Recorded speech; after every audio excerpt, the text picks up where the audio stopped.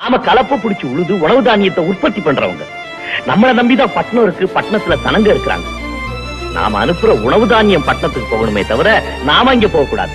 அப்படியே நாமளும் பட்டணத்துல போய் குடியேறணும்னு வச்சுக்க, சனப்பெருக்கம் ஜாஸ்தி ஆகி போய் சோத்துக்கே கஷ்டம் வந்துடும். கிராமத்துல இருக்கிற சனங்கள்லாம் பட்டணத்துக்கு போய் குடியேறணும்னு நினைக்கிறதே தப்பு. தப்பு. வணக்கம் விவசாய சொந்தங்களே. இன்றைக்கி நம்ம பார்க்க போகிற வீடியோ தேங்காய் தான். தேங்காய் விலை தொடர்ந்து இறங்கிக்கிட்டே தான் இருக்குது. முன்னாடியெல்லாம் ஒரு 500 ரூபா இந்த ரேஞ்சில் இறங்கிட்டு இருந்தது. ஏறுறது மட்டும் ஸ்லோவாக ஏறும். 500 ரூபா டன்னுக்கு 500 ரூபா ஏறும். இந்த மாதிரி தான் ஏறும். ஆனால் இறங்குறது மட்டும் ரொம்ப ஃபாஸ்ட்டாக டன்னுக்கு 500, 1000 ரூபா வரைக்கும் இறங்க ஆரம்பிச்சிச்சு. 70,000 ரூபா வரைக்கும் போயிட்டு இருந்தது. இங்கே டெல்டாவில் நான் சொல்கிற விலை நிலவரம் டெல்டா மாவட்டம் தான். மற்றபடி பொள்ளாச்சி, உடுமலைப்பட்டிலாம் அதிகமாக தான் சொல்லிக்கிட்டு இருக்காங்க. இங்கே நம்ம ஏரியாவில்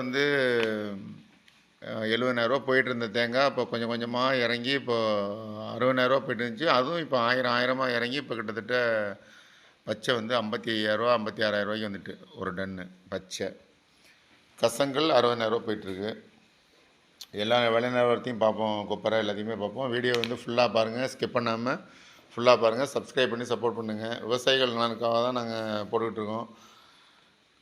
மற்றபடி விவசாயிகள், வியாபாரிகள், பொதுமக்கள் எல்லாம் இருக்காங்க தான் நாங்கள் வீடியோ போட்டுக்கிட்டுருக்கோம். இதில் வீடியோவை தொடர்ந்து சப்போர்ட் பண்ணுங்கள். இப்போ தேங்காய் விலை கொஞ்சம் டல்லாக ஆகிட்டுன்னு சொல்லி எல்லாருமே கொஞ்சம் விவசாயிகள்லாம் கவலையாக இருக்காங்க. நியூஸ் பேப்பர்லாம் போட்டுருந்தாங்க, ஊடகத்துலேயும் இந்த செய்தி வந்துச்சு, விலை குறைஞ்சிக்கிட்டு இருக்குது அப்படின்னு சொல்லி. முக்கியமான காரணம் வரத்து கொஞ்சம் அதிகமாக வருது தான். வரத்து கொஞ்சம் அதிகமாக வருது ஒன்று. அடுத்த பாயிண்ட் மழை, தொடர் மழை, சுத்தமாக தொடர்ந்து மழை பெஞ்சிக்கிட்டே இருக்குது. அதனால் எல்லா தொழிலும் பாதிக்கப்பட்டிருக்கு. இந்த கொப்பரை பண்ணுறது எல்லாம் ஸ்டாப் ஆகிக்குன்னு சொல்கிறாங்க. அடுத்தது முகூர்த்த நாள் கிடையாது, கல்யாணம் இதெல்லாம் பண்ணலை. சபரிமலை சீசன் ஆரம்பிச்சிடுச்சு அப்படின்னு சொல்லி நிறைய பேர் சொல்லி தேங்காய் விலை இறங்குனதுக்கு காரணம் திட்டமிட்டு சதி பண்ணுறாங்க அப்படின்னு சொல்லி சில பேர் பண்ணியிருந்தாங்க. சில பேர் இந்த விலை இறக்கத்துலேயே சில பேர் நம்ம தேங்காயை சாப்பிட்றதே தவிர்த்துருவோம், எல்லோரும் சவுச்சவை கூட்டு வைங்க, அதை வைங்க இதை வைங்கன்னு கமெண்ட்லாம் போட்டிருந்தாங்க. நிறைய பேர் பார்த்துருப்பீங்க. யாராவது சீப்பை ஒழிச்சு வச்சா கல்யாணம் என்ன பண்ணணும்னு சொல்லுவாங்க. அந்த மாதிரி யாரும் பயன்படுத்துறதுனாலையும் இங்கே விலை நிர்ணயம்லாம் ஒன்றும் ஆக போகிறது கிடையாது. தேங்காய் விலை 10 ரூபா தண்ணிக்கு என்ன பண்ணாங்க, எல்லோரும் தேங்காய் எல்லாம் விரும்பி சாப்பிட்டீங்களா, அப்படி சாப்பிட்றதுனால தான் விலை இருந்துச்சுங்கிற மாதிரி ஒருத்தர் போட்டிருந்தாப்புல. அது ரொம்ப கஷ்டமாக இருந்துச்சு. தேங்காய் விவசாயிகள் உற்பத்தி பண்ணுறது தான். தேங்காயாக இருந்தாலும் சரி, அது உளுந்தாக இருந்தாலும் சரி, தக்காளி பழமாக இருந்தாலும் சரி. தக்காளி பழம் இன்றைக்கி 15 ரூபா விற்றுக்கிட்டு இருந்தது. ஒரு நாளைக்கு 20 ரூபா ஏறி இன்றைக்கி 1 கிலோ 20 ரூபா விற்றுக்கிட்டு இருக்குது. 1 கிலோ 20 ரூபா ஏறி 70 ரூபா விற்றுக்கிட்டு இருக்குது. நாளைக்கு என்ன விலைன்னு தெரியல. அதனால் கல்யாணம் பண்ணுறவங்க, சாப்பிட்றவங்க, ஹோட்டலில் சமைக்கிறவங்கெல்லாம் தக்காளியை எடுத்துகிட்டு சாப்பிட முடியுமா? பொதுவாகவே விவசாயிகள் உற்பத்தி பண்ணுற பொருள்னா தான் இந்த விலை இறக்கத்தை பற்றிலாம் தீவிரமாக ஆராய்ச்சி பண்ணுறது, தீவிரமாக பேசுகிறது, தீவிரமாக போராட்டம் பண்ணுறதெல்லாம். மற்றபடி நீங்கள் வேறு எதை விலை ஏற்றினாலும் கேள்வி கேட்காம வாங்கிட்டு வருவாங்க. எதாக இருந்தாலும் அது இந்த கார்ப்பரேட் சம்மந்தப்பட்டது. அப்போ உதாரணத்துக்கு நகை விலையே எடுத்துக்கோங்க. இன்றைக்கி நகையெல்லாம் இன்றைக்கி ஒரு பவுன் 1,10,000, 1,20,000 போயிட்டு, அதேமாதிரி வெள்ளியும் எவ்வளோ விற்றுருந்துச்சு, இன்றைக்கி எவ்வளோ விலை விற்கிது, அதை யாராச்சும் கேள்வி கேட்குறாங்களா? அதை யாராச்சும் வாங்காமல் நம்ம அவாய்ட் பண்ணணும்னு சொல்கிறாங்களா? இல்லை, அது மாதிரிலாம் கிடையாது. தேங்காய் விலை விவசாயிகள் தான் உற்பத்தி பண்ணுறாங்க. விவசாயிகள் உற்பத்தி பண்ணுற பொருள் அனைத்துமே விவசாயிகளுக்கு விவசாயிகளை போய் பார்த்திங்கன்னா யாரும் பெரிய பணக்காரலாங்க ஆக போகிறது கிடையாது. எல்லாமே கணக்கு பண்ணி பார்த்தாங்கன்னா அவங்க தென்னம்பிள்ளை போட்டதுலேருந்து 6 வருஷம் வரைக்கும் அதை பராமரித்து எல்லாம் பண்ணி காய்ப்புக்கு அதை கொண்டு வரது 7 வருஷம் ஆகும். அதுக்குள்ளேயே எத்தனை பூச்சி தாக்குதல், எத்தனை தடவை உரம் வைக்கணும், எத்தனை மருந்து உடைக்கணும், எத்தனை உழவு ஓட்டணும், எப்படி பராமரித்தா தான் அந்த சைஸ் வரும். இல்லைன்னா சும்மா ஒரு 250 கிராம் 300 கிராம் தேங்காய் வரதெல்லாம் ஒன்றுமே பண்ணாமல் இருக்கிறது தான். இந்த மாதிரிலாம் இருக்கும்போது ஒன்றும் பெரிய லெவலில் அவங்க கணக்கு பார்த்தாங்கன்னா எதுவுமே மிச்சப்படாததுக்கு வாய்ப்பு கிடையாது. அதனால் நீங்கள் கூடுமான வரைக்கும் தேங்காய் எண்ணெயை பயன்படுத்துங்க, தேங்காயை வாங்குங்க. தேங்காய் நல்லா விலை கூட இருக்குன்னு சொல்லி இது பண்ண வேண்டியதில்லை. இன்றைக்கி எங்கள் ஏரியாவில் எடுக்கிற காயோட விலை நிலவரம் பச்சை காய் 55,000 ரூபாய்க்கு எடுக்கிறாங்க ஒரு டன்னு. இப்போ கசங்கள் 60,000 ரூபா வரைக்கும் போயிட்டுருக்கு. 30,000 வரைக்கும் இப்போ அவைலபிள் இருக்குது. யாருக்காச்சும் வேணுன்னா உடனே சொல்லுங்கள். எந்த ஏரியா வந்தாலும் நாங்கள் இது பண்ணுறோம். இது நான் எங்கள் ஸ்பாட் ரேட்டு தான். டெலிவரி ரேட்டுங்கிறது தனியாக வரும். அதை பற்றி அப்புறம் கசங்கள் இப்போ ஒரு டன் 61,000 62,000 போயிட்டுருக்கு. கொஞ்சம் இறங்கியிருக்குன்னு தான் சொல்கிறாங்க. அதுவும் 61,000 வரைக்கும் கொடுக்கலாம். அதே நேரத்தில் பொள்ளாச்சி உடுமலைப்பேட்டையில் வந்து பச்சை காயே வந்து இன்றைக்கி 61,500 உடுமலைப்பேட்டை மார்க்கெட்னு சொல்கிறாங்க. பொள்ளாச்சியில் 62,000 போயிட்டுருக்கு. கசங்கள் வந்து அதே நேரத்தில் உடுமலைப்பேட்டையில் 65,000, பொள்ளாச்சியில் 66,000 சொல்கிறாங்க அந்த மார்க்கெட்டு. கொப்பரை வந்து மில்லிங் கொப்பரை வந்து ஒரு கிலோ 196 இறங்கி வந்துடுச்சு. அதாவது 200 தாண்டி விற்றுட்டு இருந்தது. இப்போ தான் 200 இறங்கி 196 வந்துட்டு மில்லிங் கொப்பரை, அதாவது ரேட்டு. மேரிக்கோட விலை வந்து என்னென்னா 215 மேரிக்கோ.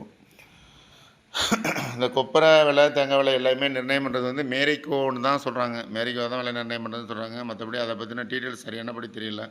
இதுக்கு முக்கியமாக நம்ம தீர்வு காணணும்னா அரசாங்கத்துலேருந்து நம்ம விலை நிர்ணயம் பண்ணணும். அப்போ அதாவது இப்போது உளுந்து, நெல், எனக்கு தெரிஞ்ச உளுந்து, நெல், இந்த கோதுமை இதுக்கெல்லாம் விலை நிர்ணயம் பண்ணி வச்சுருக்காங்க பாருங்கள் கவர்மெண்ட்லேயே. அந்த மாதிரி கவர்மெண்ட்லேயே இதை தான் கொள்முதல் விலைன்னு சொல்லி கொள்முதல் விலைன்னு சொல்லி நிர்ணயம் பண்ணுறாங்கன்னா அதுக்கு கீழே வரதுக்கு வாய்ப்பு இல்லை. இப்போ நெல்லெல்லாம் முன்னாடி இஷ்டத்துக்கு வியாபாரிங்க விலை வச்சு எடுத்துக்கிட்டு இருந்தாங்க. அறுவடை பண்ணும்போது நல்ல விலை விற்றுக்கிட்டு இருக்கோம்.